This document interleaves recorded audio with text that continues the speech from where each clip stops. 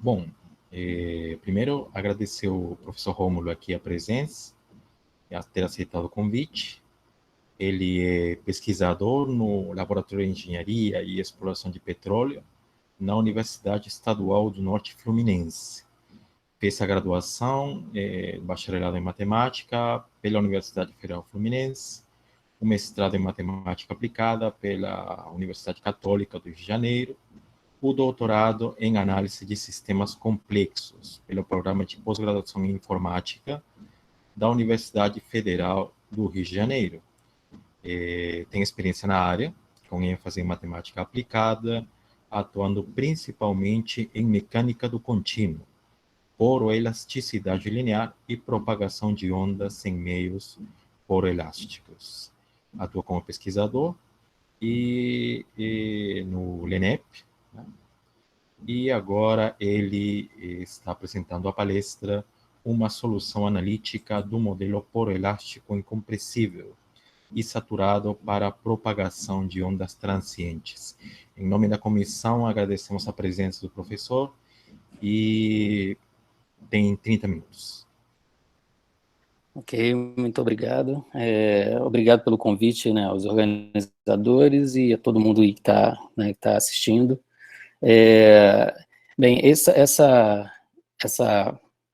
esse trabalho aqui, na verdade, ele foi um desdobramento da tese de doutorado, né, de um artigo que foi publicado lá na tese, tá? E que basicamente aqui o que a gente fez foi pegar um dos modelos que foram obtidos e, enfim, resolvemos esse problema de propagação de onda transiente em meio poroelástico saturado, tá? Então, aqui eu tenho um breve, né, sumário aqui da apresentação. Então, eu vou descrever mais ou menos os objetivos.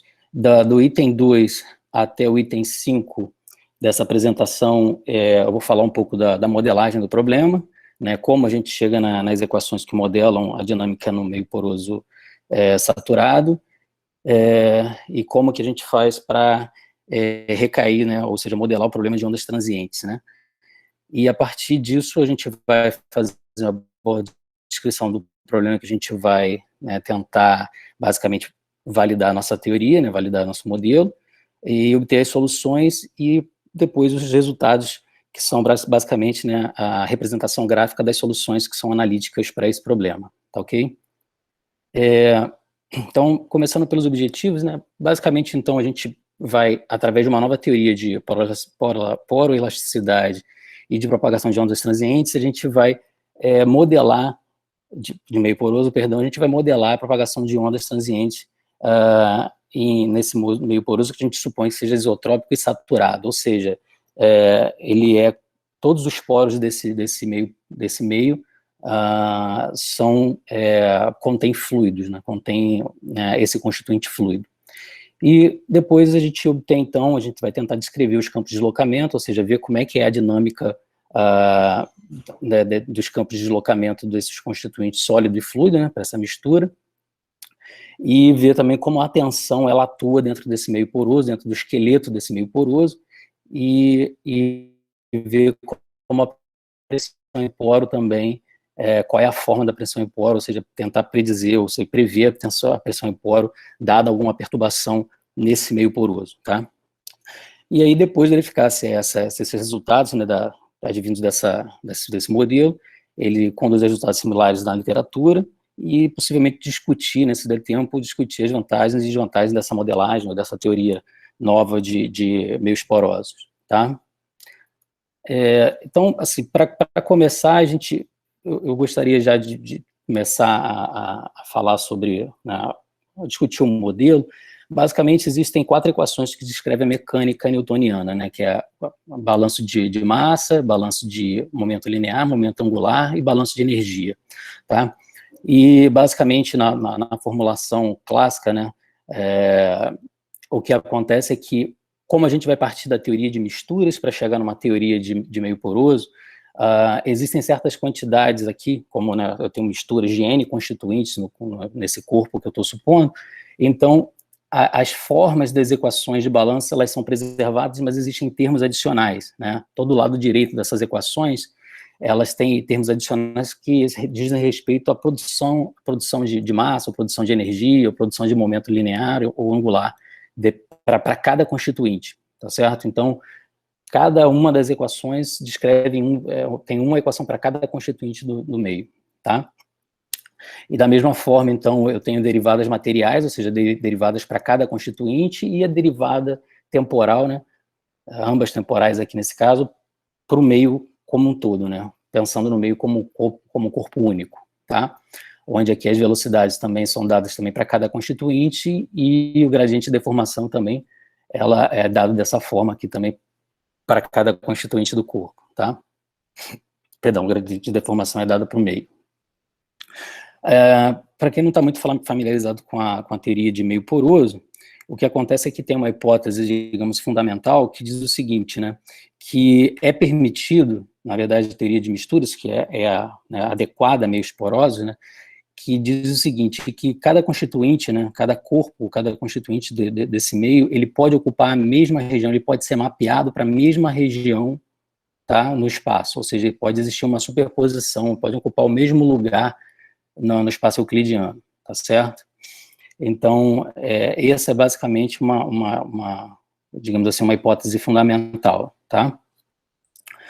Todos esses mapas aqui são tidos como sendo suaves, né? Infinitamente suaves, então posso derivá-los quantas vezes eu quiser, tá?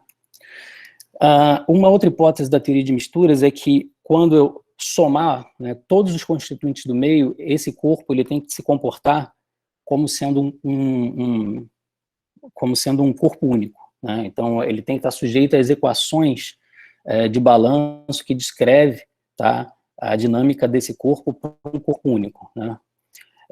E o que acontece quando faz isso é que todas as quantidades que aparecem nessas equações, nesse sistema de equações, elas são dadas em função das quantidades parciais. Então, por exemplo, a densidade é dada pela soma das densidades parciais, a velocidade é dada pela soma das velocidades parciais, e assim por diante, tá? E esse vetor aqui, esse campo, o de alfa aqui, é a velocidade difusiva, tá certo? Com isso, o que a gente tem aqui são, pensando na mistura, né, sólido elástico, sólido fluido elástico, você tem, então, duas equações de momento de balanço de massa, duas equações de balanço de momento linear e uma equação só de energia, onde aqui a gente só existe uma pelo fato de que a gente supõe que a troca de calor entre os constituintes do meio se dão de forma muito rápida, de maneira que o equilíbrio, a temperatura, né, em equilíbrio de todos os constituintes é alcançada de forma também muito rápida. Então você pensa só numa equação de energia, tá, que é para o meio inteiro, tá? Aí, o que acontece agora é que a gente tem as equações, né, as equações de balanço, tá certo? Que vão descrever como que a mistura se comporta, tá? Mas ela é geral e eu tenho várias quantidades, né?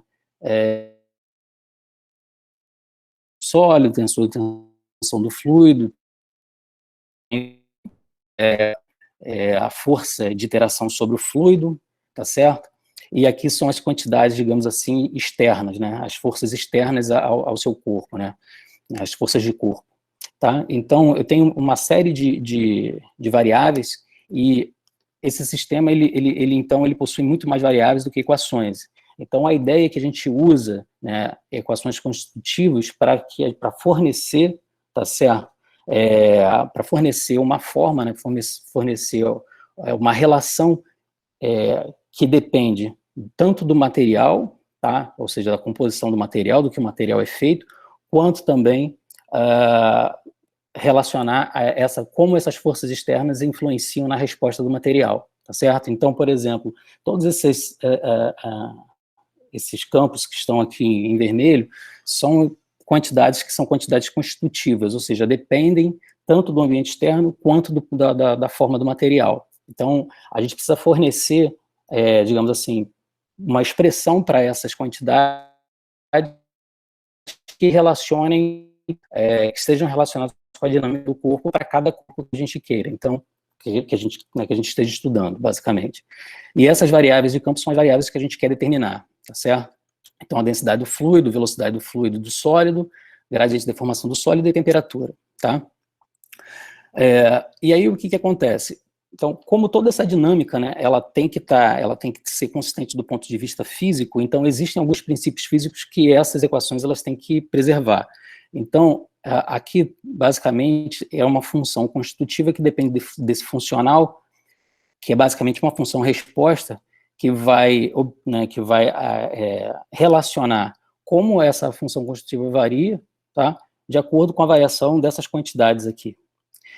Então, aqui é uma forma bem geral, e aí a gente começa, então, a trabalhar dentro desses princípios, né, constitutivos, dentro desses princípios físicos, para obter, então, uma forma que relacione, né, as quantidades que a gente tem com o material, né, a ser estudado, e também ter um modelo mais simples, um modelo matemático mais simples, tá certo? Então, aqui, por exemplo, as quantidades, a velocidade relativa é uma quantidade objetiva, ou seja, ela é invariante por mudança de referencial, e usa também a simetria material, e com isso a gente consegue reduzir essa função resposta para essa função resposta, onde eu posso trocar o gradiente de deformação do fluido pela densidade do fluido, e a gente usa a objetividade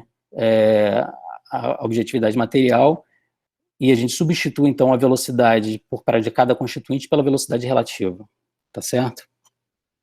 Além disso, né, toda essa teoria ela tem que ser consistente do ponto de vista termodinâmico, então, ou seja, todos os processos que são soluções das equações, dos sistemas de equações que vêm das leis de balanço, elas têm que respeitar a segunda lei da termodinâmica, tá certo? Para ser um processo que a gente chama de processo termodinamicamente admissível, tá? E, basicamente, quem fez isso para o caso de sólido, dessa mistura elástico sólido e fluido, né, foram dois pesquisadores, no caso, o Liu, em 2016, e o Bowen um pouco antes, acho que em 70 e alguma coisa, tá? Então, né, digamos assim, essas restrições, né, esses princípios produzem restrições para essas funções, para essas quantidades aqui constitutivas para ela, tá certo? E essa cara, ela vai vir justamente das restrições termodinâmicas aqui, que são impostas pela segunda lei da termodinâmica, tá? Então, aqui eu tenho um sumário dessas restrições, ou seja, como a tensão do fluido, a tensão do sólido, a energia, a pressão e a força de interação sobre o fluido em equilíbrio, tá certo? Elas são, né? Notar que todas essas quantidades, elas dependem basicamente de velocidades e da energia interna, da energia livre do fluido, tá certo? E do sólido, tá? E a gente obtém isso aqui para o estado de desequilíbrio porque, mais uma vez, aqui, como a gente usa multiplicadores de Lagrange, a gente procura pelo mínimo de uma certa função, então a gente define que o equilíbrio aqui é caracterizado pela velocidade igual a zero e o gradiente de temperatura igual a zero, tá? E com isso a gente obtém, então, a forma aqui dessas quantidades constitutivas, dessas relações constitutivas, tá?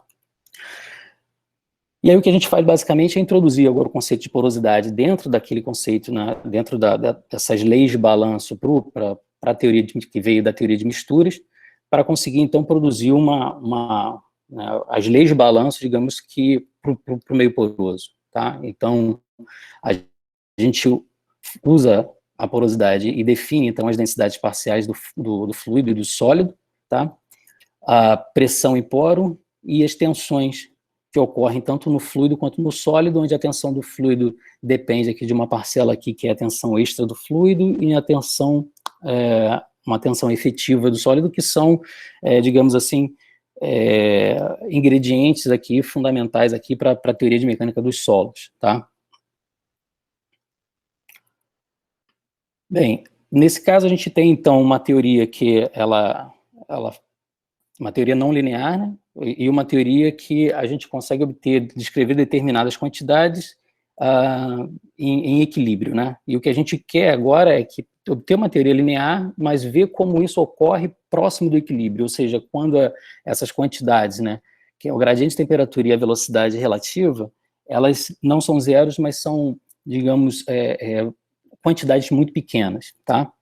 E aí a gente quer obter, então, o objetivo aqui é tentar encontrar, né, expressões ou equações que descrevam essas quantidades na teoria linear, tá certo?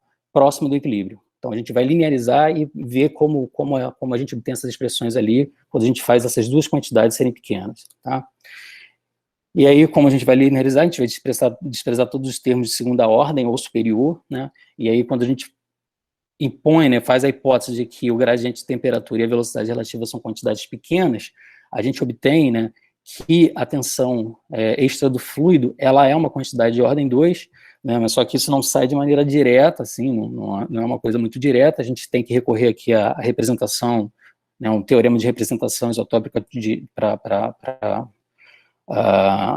materiais, tá certo? Onde a gente sabe que como a gente tem no nosso meio poroso, a gente tem sólido e fluido, então a gente tem que a nossa energia livre do fluido, no fluido, ela depende, né, dessas quantidades, onde B é o tensor de Cauchy-Green, tá? E uma representação isotrópica para essa quantidade é dada por essa, né, por essa função aqui, tá certo? Onde IB, 2B e 3B são invariantes principais, né? E essas quantidades I1, I2 e I3 aqui, essas aqui, elas são todas elas de segunda ordem em V, e portanto a gente consegue desprezar, uma vez que a gente tem aqui produtos aqui, tá certo?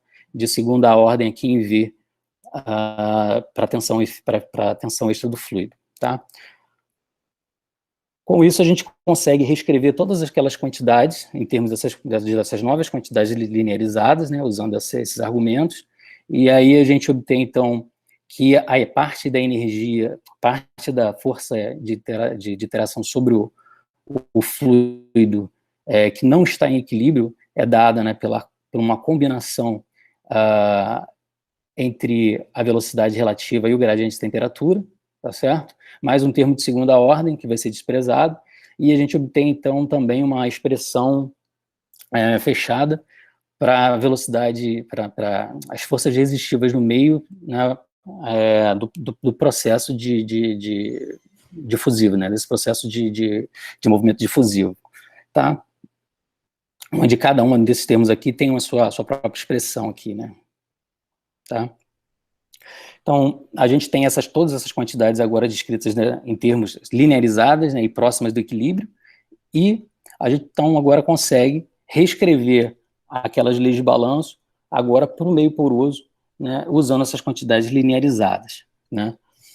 Então, aqui eu tenho uma derivada, as derivadas temporais, né, tem essas equações aqui, a gente tem as derivadas temporais linearizadas aqui, perdão, as derivadas temporais para cada um dos constituintes e para cada um desses campos que a gente quer obter a solução, tá certo? E aqui a gente já tem as tensões já reescritas, né, ou seja, as quantidades constitutivas já reescritas em termos dessas equações linearizadas próximas do equilíbrio, tá? Ok. Cabe aqui também ressaltar o seguinte, né? Repara que aqui a gente tem 4 equações, 5 variáveis, tá? Então, só retornando aqui, fazer um comentário. Então, a gente não teria uma solução única para esse sistema de equações. Então, existem algumas formas de resolver esse problema, mas aqui a gente adotou aqui, né, nesse trabalho foi basicamente fazer a hipótese sobre as densidades do meio poroso, né, as densidades do corpo. Então, por exemplo, se eu fizer a densidade do sólido como sendo constante, eu tenho um sólido incompressível. Se eu fizer do fluido constante, eu tenho, né, um meio poroso com fluido incompressível. Se eu fizer a densidade do sólido e do fluido incompressíveis, né, eu tenho, digamos assim, o meio poroso com sólido e fluido, o meio poroso incompressível, mas aí significa que esses dois termos aqui são constantes, tá certo? Mas Encontrei isso na internet. Perdão. Mas teria φ vs e a velocidade do sólido e a velocidade do fluido, eu teria menos variáveis, né, do que equações. Então, o que a gente faz, em geral, seria introduzir pressão, a pressão em poro, né, que é típico também para problemas para esse tipo de problema que a gente está querendo resolver, como variável independente, tá certo?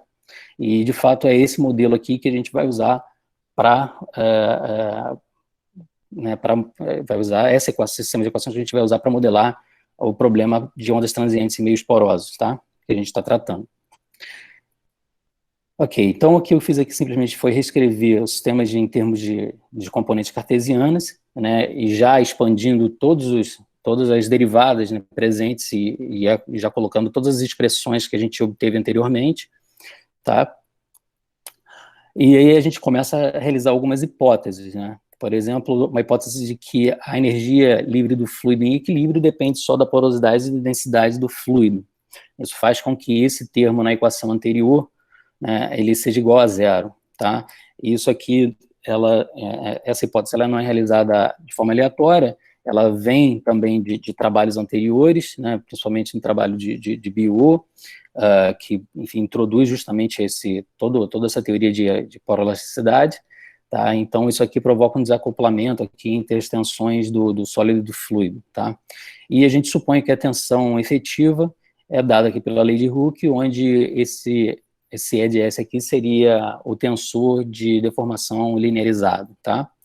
E aqui a gente substitui, já faz as contas com essas propriedades aqui, obtém então esse sistema de equações e a gente redefine aqui algumas notações.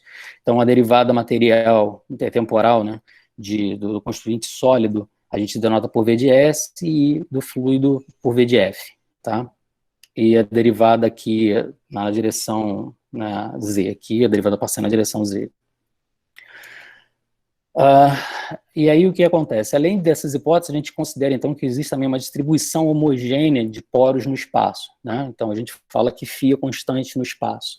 E com isso a gente reduz bastante, né, nossas equações, a gente cai numa equação bem mais simples, tá, acoplada, e onde a gente desprezou também o produto entre velocidade e aceleração, né, porque, enfim, todas as equações constitutivas estão linearizadas, e aí é natural que você linearize também o sistema de equações diferenciais, tá? E onde a recessividade aqui R, a gente supõe que seja uma quantidade escalar, ou seja, um parâmetro material, tá? Ou seja, um parâmetro que está atrelado ao meio que você está estudando, tá? Então, para verificar se essa teoria ela conduz a resultados que são consistentes, né, a gente descreve, então, né, idealiza aqui um problema onde a gente tem uma coluna porosa que a gente supõe que é muito grande na direção Z, né, então como se fosse infinito, e a gente idealiza aqui que essas paredes são rígidas, sem atrito e permeáveis, tá? E onde essas forças aqui, a força sigma aqui, essa é uma função do tempo, é aplicada na superfície do meio, né? E a pressão em poro aqui, a gente diz que ela vale zero na superfície também, e a gente simplesmente renomeia a tensão efetiva porque na literatura, de maneira geral, é usada digamos, essa letra aqui, tá? Aí, para resolver o problema, basicamente, como a gente está tratando de um problema de ondas transientes, né? Então, dentro de um intervalo de tempo finito, a gente usa transformadas de Laplace, e a gente faz a transformada de Laplace dessas equações, reescreve essas equações em termos na forma matricial, tá certo? Então, a gente tem esse problema reescrito aqui na forma matricial, onde A, B e C são dados por essas matrizes, e a gente assume, né, que a solução do problema é dada dessa forma, né? Então, portanto, como eu não quero soluções triviais, eu imponho que S é diferente de zero, e, portanto, então, o determinante aqui tem que ser igual a zero, eu ganho essa equação característica, eu tenho um problema de autovalores e autovetores, determino os autovalores, tá certo? Reduzo um pouco aqui a notação para não ficar muito carregado, tá certo? Obtenho os autovalores associados e, portanto, a solução geral do problema, tá? Então, aqui a gente está caminhando para a solução analítica, mas a gente tem essa limitação, né, de que, como a propagação de onda ela tem que perder energia à medida que, né, ela vai a propagação ela vai perder energia à medida que ela vai caminhando pelo meio, então C1 e C4 tem que ser iguais a zero, e a solução, portanto, é dada dessa forma, tá? Aí eu aplico as condições aplicando as condições iniciais, né, fazendo transformadas de Laplace, nas condições iniciais, determino quem são as constantes C2 e C3, e, portanto, a solução do problema, né, para os campos de deslocamento de velocidade do sólido, fluido e da pressão em poro, tá? Através dessas soluções transformadas, obtenho também uma descrição também para a tensão sofrida pelo esqueleto, né, do meio poroso, tá certo? E com isso aqui eu consigo fazer simulações numéricas para verificar se essa modelagem aqui ela é satisfatória, tá?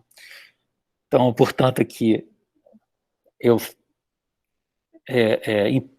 imponho basicamente duas perturbações na superfície do meio poroso, né, dessa coluna porosa, que vai ser um carregamento constante e um carregamento senoidal, tá? Amortecido. E o que eu quero ver é como se comportam esses campos de deslocamento sólido e fluido, pressão em poro e tensão efetiva, tá?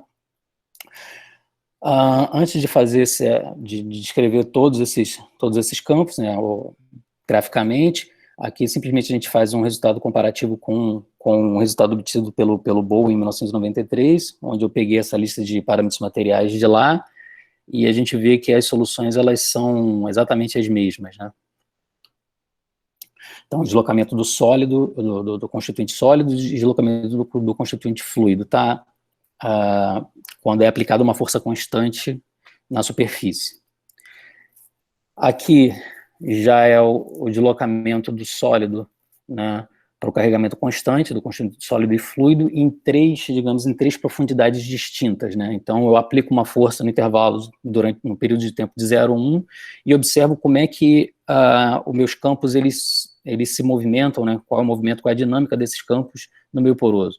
Então você observa que na próxima superfície eu tenho um deslocamento bem maior e conforme o tempo vai passando, conforme a profundidade vai aumentando, eu vou perdendo energia e os deslocamentos se tornam menores, né, tanto para o sólido quanto para o fluido, tá? Então isso aqui sugere um comportamento também viscoelástico, tá certo, para esse corpo, né, para esse meio poroso, né?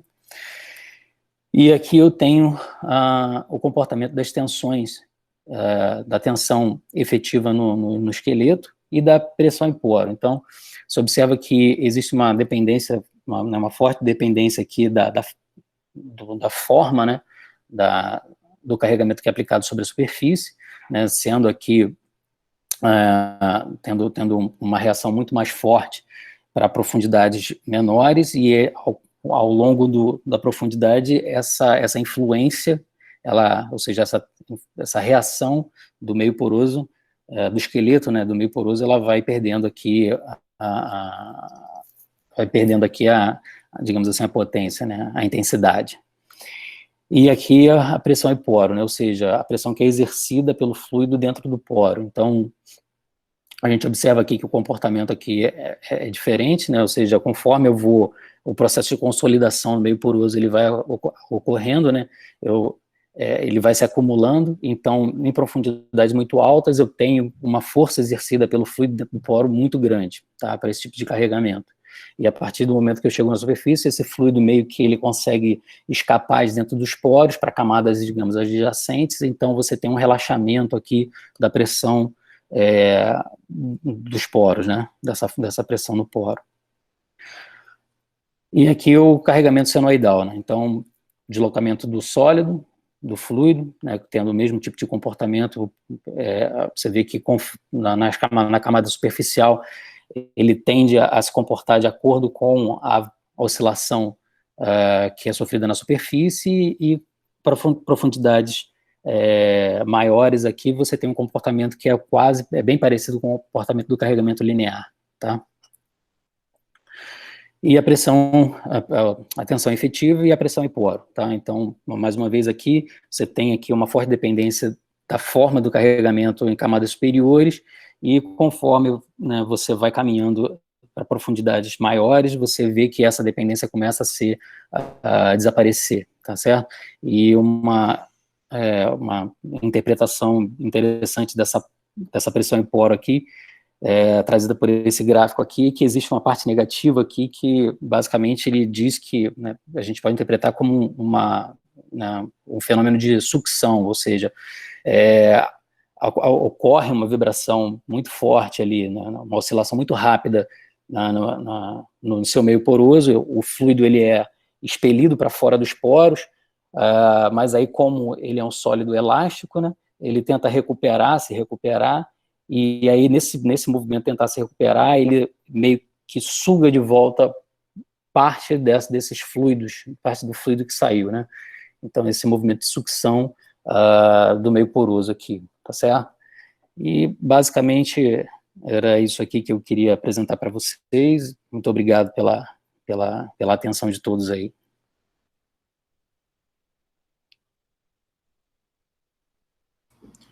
Bom, obrigado, professor Rômulo. Não sei se tem algum participante que queira fazer alguma pergunta.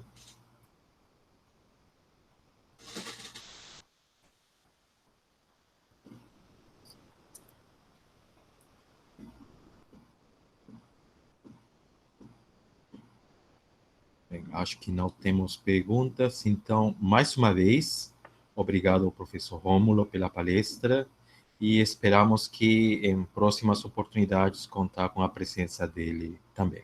Muito obrigado. Muito obrigado a vocês todos pelo convite e pela audiência, tá bom?